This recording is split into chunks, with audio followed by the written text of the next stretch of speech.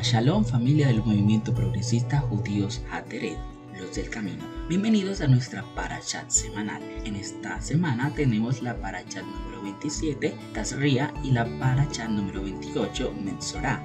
La palabra Tazria significa ella concibe. En el capítulo 12, versículo 2 de Levítico nos dice: habla a los hijos de Israel y diles: cuando una mujer conciba y dé a luz varón, quedará impura por 7 días, como los días de su menstruación, será impura. No es lo mismo concebir que dar a luz. La concepción ocurre normalmente 38 semanas antes de un parto normal. El momento de la concepción influirá en el futuro del niño. Si los padres están teniendo una relación íntima en santidad y pureza, el niño es engendrado en santidad y pureza. Si alguno de los padres tiene una lascivia sexual, ese espíritu puede ser transmitido al feto en el momento de la concepción, y en el futuro es muy probable que ese niño tenga problemas para dominar sus deseos sexuales. Por eso está escrito en 1 de Tesalonicenses 4 del 3 al 5.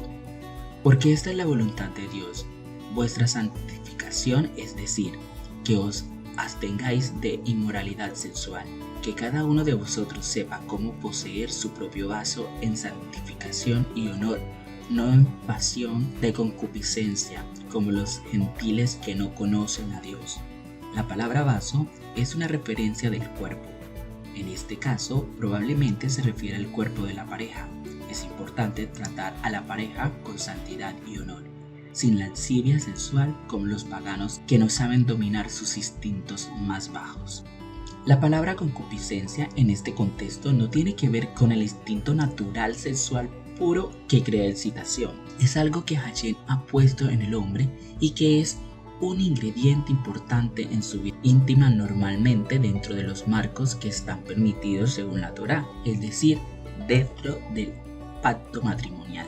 La Torá no está en contra del disfrute en la vida, sino nos anima a disfrutar de lo que Hashem ha creado y que tenemos derecho de obtener dentro de las leyes que Él estableció, como está escrito en 1 de Timoteo 6:17. Dios, el cual nos da abundantemente todas las cosas para que las disfrutemos. Si Hashem no puede estar presente en la vida íntima, es una señal de que es impura. Si hay una vida íntima en pureza y entrega del Espíritu del Padre, siempre estará presente diciendo: comed, bebed y embriagaos. Después del parto de un hijo varón, la mujer queda en un estado de pureza ritual, en hebreo tame, con el tiempo de su menstruación.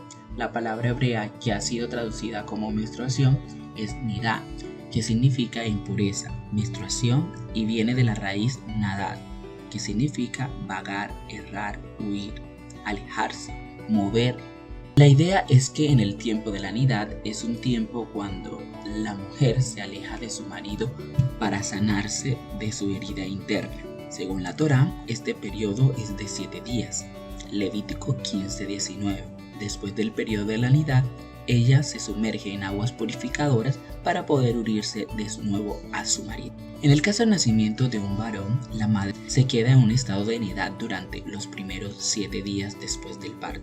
El día del parto es contado como el primer día, aunque solo quedará 1 hora o menos hasta la caída del sol. Al final del 7º día se sumerge en una misbeh para purificarse. Según las enseñanzas fariseas, luego podrá unirse con su marido. Los saduceos y los caraítas no están de acuerdo con la interpretación farisea y enseñan que ella no podrá unirse a su marido hasta después de los restantes 33 días. Capítulo 12, versículo 3 nos dice: al 8º día la carne del prepucio de él será circuncidada. La circuncisión se hace el mismo día de la semana que él nació. Si nació en Shabbat, es circuncidado el siguiente Shabbat. Si nació un tercer día de la semana, será circuncidado el tercer día de la semana siguiente. La circuncisión es la señal del pacto entre Hashem y toda la descendencia de Abraham, como está escrito en Génesis 17 del 11 al 13. Seréis circuncidados en la carne de vuestro prepucio, y eso será la señal de mi pacto con vosotros.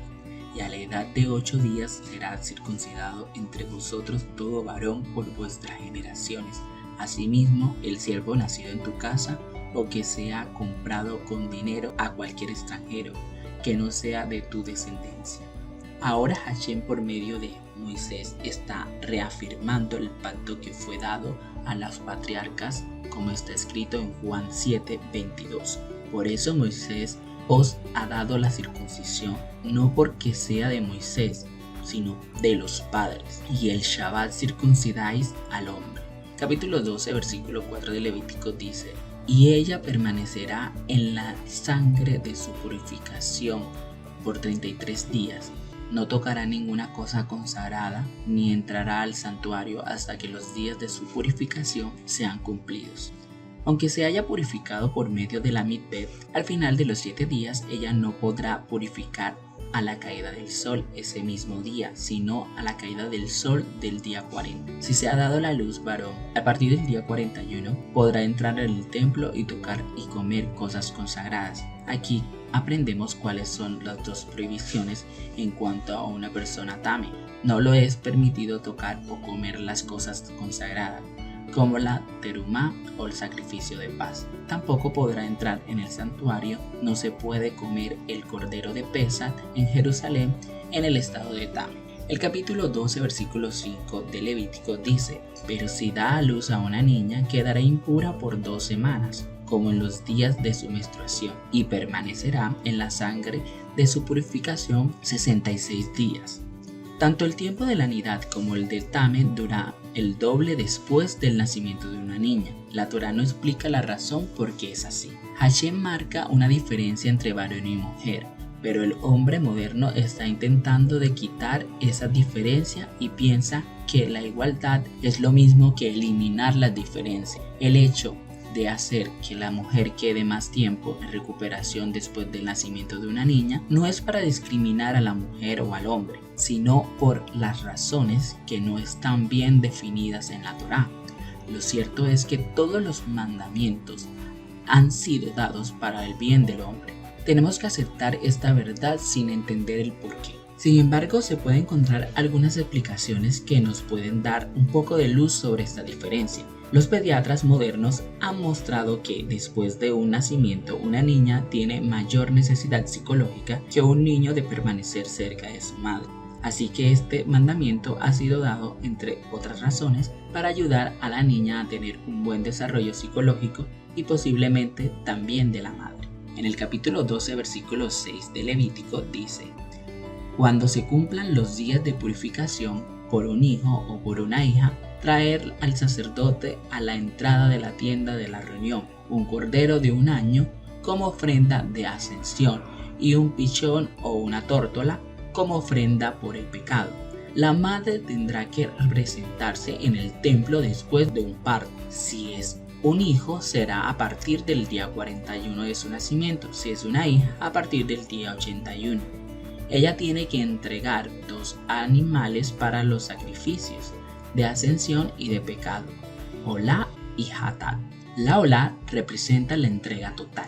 Esto nos enseña que en el primer lugar que la madre hará tiene la oportunidad de renovar su entrega a Hashem por medio de este sacrificio. A pesar del nacimiento de un hijo o una hija, ella tiene que seguir viviendo para Hashem. El nacimiento de un hijo constituye una de las cosas más impresionantes de la vida de una mujer. Es fácil que se olvide del compromiso con Hashem. Es fácil de que el niño tome el lugar de Hashem para ser lo más importante en su vida. Es fácil que se olvide de su Padre Celestial. Ella necesita reafirmar que el nacimiento constituye el cumplimiento de un llamado de Hashem. Es Hashem quien quiere que ella tenga hijos. Conforme ella entregue a él, podrá educar a su hijo correctamente según su voluntad. A continuación vamos a hacer un pequeño análisis del nacimiento de Yeshua y el cumplimiento de todo lo que hemos hablado. Primero, la circuncisión a los 8 días. En Lucas 2:21 está escrito: cuando se cumplió los 8 días para circuncidarle, le pusieron por nombre Yeshua, el nombre dado por el ángel antes de que fuera concebido en el seno materno. Yeshua fue circuncidado el 8º día. Aquí vemos que se le dio el nombre de Yeshua en relación a la circuncisión. en Génesis 17, 5 al 10. Esa costumbre judía, que todavía sigue hoy en día, no está mencionada en el Talmud, pero sí está en los escritos mesiánicos, en Lucas 1:59. La redención del hijo varón primogénito después de un mes. Éxodo 13:1, del 1 al 12, Éxodo 22:29, Éxodo 34 del 19 al 20, número 3 del 12 al 13, número 18 del 15 al 16. En Lucas 2 del 22 al 23 está escrito: le trajeron a Jerusalén para presentar al Señor. Como está escrito en la Torá, todo varón que abra la matriz será llamado santo para Hashem. El precio del rescate de un niño primogénito es de 5 shekeles. Este precio se podía pagar a partir de la edad de los 30 días del niño. Es posible que José lo haya pagado los días 30 del nacimiento de Yeshua, pero lo más probable es que hayan hecho dos cosas a la vez, 41 días después del parto: la redención del primogénito, en hebreo Pidyon Aben, y la presentación de los sacrificios de la madre. La idea detrás del precio de rescate es que todo varón primogénito pertenece a Hashem como sacerdote.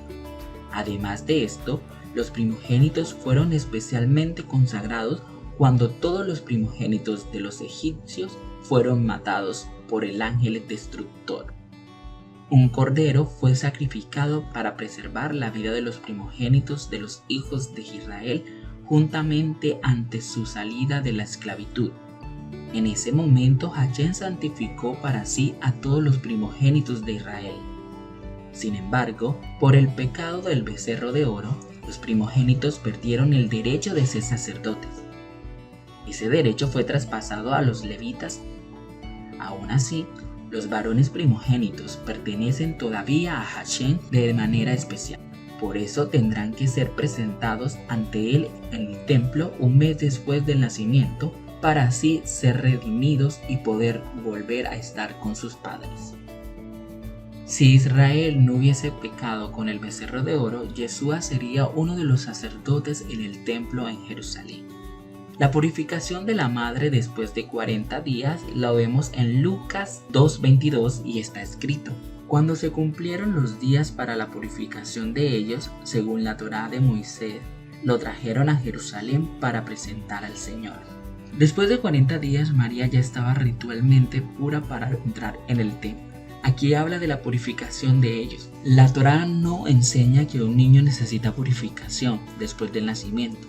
Fue solo la madre que necesitaba purificarse. ¿Por qué dice el texto que ellos fueron purificados? Lucas podría haber incluido el rito de redención del hijo primogénito en estado de expresión, pero es también probable que no se trata del niño sino de José. Él se purificó en Jerusalén para poder entrar en el templo. Todos necesitaban purificarse. Es posible que este texto haga referencia a este hecho cuando José y María se purificaron antes de entrar en el templo para presentar a su hijo ante Hashem. La presentación del sacrificio por la madre después de 40 días. Lo normal era que una mujer presentara un cordero como la y un pájaro como Hatat, pero si no tenía recursos para dar un cordero, podía dar 2 pájaros, como está escrito en Levíticos 12:8.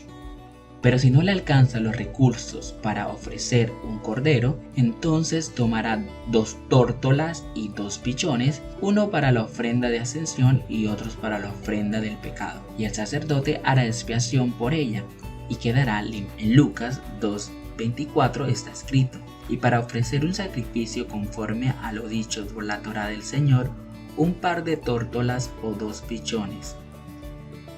Este texto nos muestra que José y María no tenían suficiente dinero para ofrecer un cordero. Lo maravilloso aquí es que ya tenían un cordero.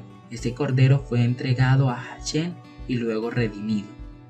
Por eso no necesitaban otro cordero, sino solo un pájaro para representar la entrega total de la madre y el hijo a Hashem. Según mi entendimiento, María no transmitió el Yesed Hara a Yeshua de manera común, como está escrito en Romanos 8:3, pues lo que la ley no puede hacer ya era débil para la causa de la carne, Dios lo hizo enviar a su propio Hijo en semejanza de carne de pecado, y como ofrenda por el pecado, condenó el pecado en la carne. Yeshua no tenía carne de pecado, no tenía ningún pecado, ningún Yetzer Hará activada en su carne. María dio a luz un cuerpo que tenía la semejanza de carne de pecado, pero no carne de pecado, solo la semejanza. Yeshua no tenía un cuerpo glorioso como lo había tenido Adán antes de caer. En Mateo 13:43 está escrito: entonces los justos resplandecerán como el sol y el reino de su Padre. El que tiene oídos, que oiga.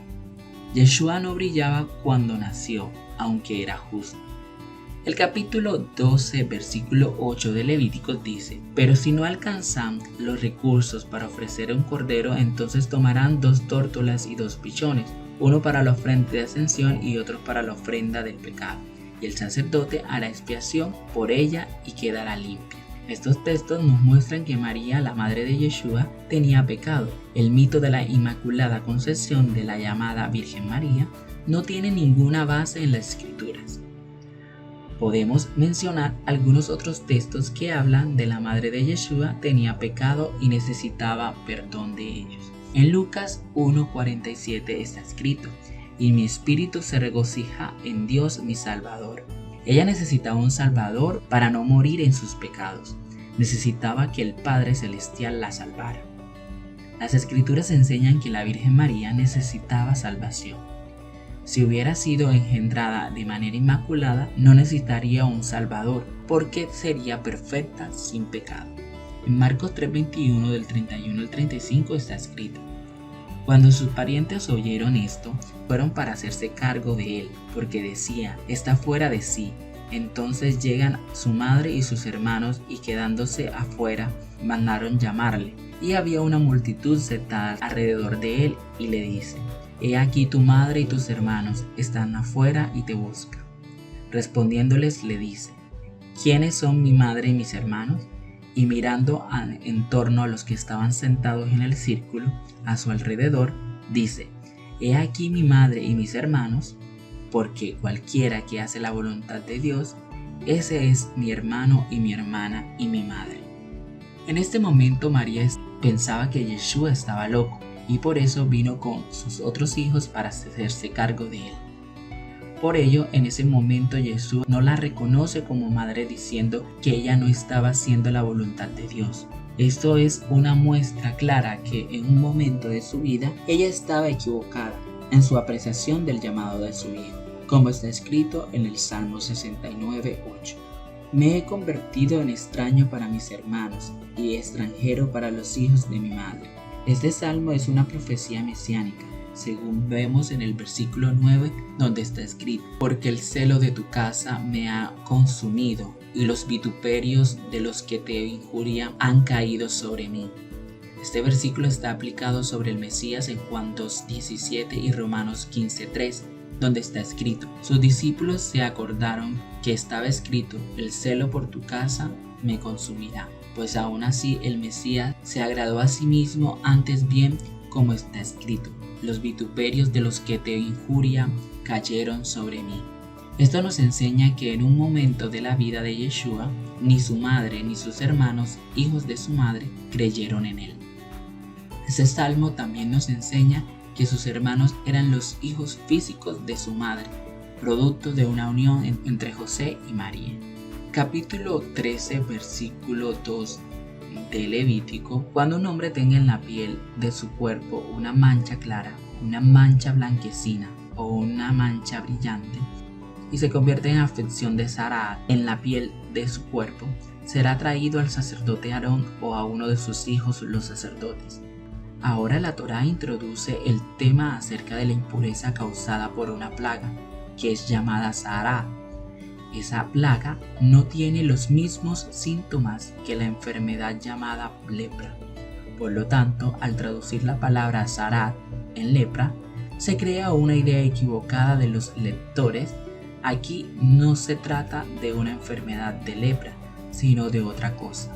Hay dos pensamientos fundamentales en cuanto a esta plaga. Algunos dicen que se trata de una enfermedad que ha sido extinguida por la mayoría de los comentaristas, piensan que es una plaga sobrenatural que Hashem pone sobre la persona que comete ciertos pecados, especialmente el pecado de Yashon Hara, calumnia. La Zarat está descrita en 2 de los capítulos, los cuales nos enseñan que este tema es muy importante. Hay algunos otros textos en las escrituras que hablan de esta plaga. Estos textos nos pueden enseñar algo más sobre ese origen. En Éxodo 4 del 6 al 7 está escrito: y añadió Hashem, ahora mete la mano en tu seno. Y él metió la mano en su seno, y cuando lo sacó, he aquí su mano estaba leprosa, blanca como la nieve. Entonces él dijo: vuelve y mete la mano en tu seno. Y él volvió y metió la mano en su seno, y cuando la sacó de su seno, he aquí se había vuelto como el resto de su carne. Moisés tuvo Zarat en su mano como una señal. Él había hablado Yashon Hara contra el pueblo de Israel, diciendo que no le iban a creer. En el capítulo 13, versículo 3 de Levítico dice: y el sacerdote mirará la afección de la piel del cuerpo, y si el pelo en afección se ha vuelto blanco y la afección aparece más profunda que la piel del cuerpo, es una afección de Zarat. Cuando el sacerdote lo haya examinado, le declarará impuro. Esta plaga tiene 3 síntomas. Los pelos son blancos y el área afectada parece más profunda que el resto de la piel. Segundo, las manchas se extienden sobre la piel. Tercero, hay carne viva en las manchas. Capítulo 13, versículo 6 dice: el sacerdote la examinará de nuevo el 7º día, y si la afección ha atenuado y la afección no se ha extendido en la piel, entonces el sacerdote lo declarará limpio. Es solo una postilla, y lavará sus vestidos y quedará limpio. Una enfermedad necesita sanidad, pero para una persona que ha sido afectada por Zarat necesita ser limpiada. Aunque Moisés pide a Hashem que sane a Miriam de esta plaga, Números 12:13, en la gran mayoría de los textos no se habla de ser sanado, sino de ser limpio, en hebreo Taor. Segunda de Reyes 5:10. El capítulo 13, versículo 12 al 13 de Levítico dice: y si la Zarat brota y extiende en la piel, y la Zarat cubre toda la piel del que tiene la afección, desde su cabeza hasta los pies, hasta donde pueda ver el sacerdote, entonces el sacerdote mirará, y he aquí, si la Zarat ha cubierto toda su cuerpo, declarará limpio al que tiene la afección, se vuelve toda blanca y él es limpio. Capítulo 13, versículo 45 al 46 nos dice: en cuanto al afectado de Zarat que tenga la aflicción, sus vestidos estarán rasgados, dejará crecer el cabello de su cabeza, se cubrirá el bigote y gritará: impuro, impuro, permanecerá impuro todos los días. Que tenga la afección es impuro, vivirá solo, su morada estará fuera del campamento. Una persona afectada por esta plaga no vivirá con los demás. Si su pecado había sido Yashon Hara, que tiene que ver con la relación social, ya que podía tener contacto con los demás, tenía que vivir solo, ni siquiera tenía derecho de asociarse con otras personas impuras, así no podía pecar más con su lengua. Capítulo 14, versículo 2 de Levítico dice: esta será la ley de los leprosos en los días de su purificación, serán llevados al sacerdote. Según mi conocimiento, antes de venir Yeshua, no había ningún caso de Zarat en la historia de Israel que haya podido cumplir con los mandamientos de la Torá en cuanto a mostrarse ante el sacerdote y presentar la ofrenda después de haber sido sanado, excepto en el caso de María, la hermana de Moisés. Ella fue golpeada con esta plaga y seguramente cumplió con este mandamiento. Números 12. Naamán, el siervo sirio, fue limpiado de su Zarat cuando se sumergió en el río Jardén por mandato del profeta Elías. Pero como él no era israelita, no fue aplicado sobre él el mandamiento de ir al sacerdote y presentar ofrenda. Entonces, ¿por qué la Torá ha dado estas instrucciones si no ha sido necesario a lo largo de la historia de Israel. Como es una respuesta a esta inquietud, surgió la idea de que cuando venga el Mesías, una de las cosas que él hará es limpiar a los hombres del Sará. Esa será una de las señales del verdadero Mesías. Capítulo 13, versículo 14 de Levítico dice: Entonces el sacerdote tomará la sangre de la ofrenda por la culpa y la pondrá el sacerdote sobre el cartílago de la oveja derecha del que ha de ser purificado.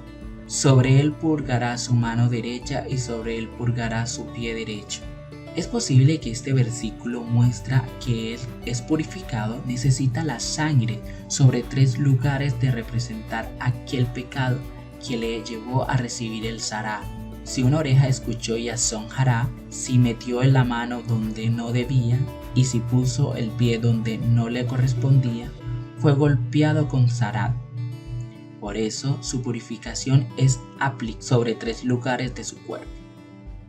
Capítulo 14, versículo 21 de Levítico dice: Pero si es pobre y no tiene suficientes recursos, entonces tomará un cordero como ofrenda por la culpa, como ofrenda mecida, a fin de hacer expiación por él, y 1/10 de una efa de flor de harina mezclada con aceite para ofrenda de cereal, y 1 lof de aceite. Aunque el hombre sea pobre, no hay rebaja en cuanto al animal que tiene que dar como ofrenda por la culpa. Tanto el rico como el pobre tenía que dar un cordero por la culpa. Esto nos enseña que el precio para liberar al hombre no puede rebajarse. Es el mismo para el rico como para el pobre. El precio es la muerte del Cordero de Dios. Por medio de la muerte del Cordero, tanto el rico como el pobre podrán ser libres del pecado y purificados para poder entrar en el santuario celestial y estar cerca de Hashem y servir en el ministerio de Melquisedec. En el capítulo 14, versículo 34, cuando entréis en la tierra de Canaán, que os doy en posesión, y ponga yo una marca de lepra sobre la casa en la tierra de vuestra posesión. Esta ley solo se aplica sobre la casa de la tierra de Israel. Sin embargo, la casa que está en la ciudad de Jerusalén nunca podrían ser declaradas impuras. Además, las casas tenían que ser de una manera especial para que esta ley aplicara sobre ella. Solo las casas que tenían piedra, madera y tierra en las paredes podían ser declaradas tamé. El capítulo 15, versículo 2 de Levítico dice: Habla a los hijos de Israel y decirles: Cuando cualquier hombre tenga flujo de su cuerpo, su flujo es impuro. La palabra hebrea que ha sido traducida como flujo es sab y significa emisión, flujo, corriente, emanación. Aquí no se refiere a la emisión de semen, sino de otro tipo de flujo.